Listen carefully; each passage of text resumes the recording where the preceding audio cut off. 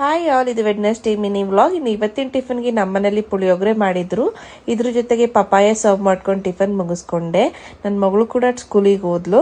ಇನ್ನು ಇವತ್ತು ನಮ್ಮನೆಗೆ ಒಂದು ಪಾರ್ಸಲ್ ಬಂದಿತ್ತು ನನ್ನ ಮಗಳದು ಫಸ್ಟ್ ಕ್ರೈ ಇಂದ.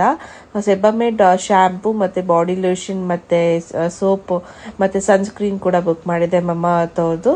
ಇನ್ನು ನಾನು ಸುಜೆಕ್ಸ್ ಕಾಟನ್ ಬಜಾರ್ಗೆ ಬಂದಿದ್ದೆ.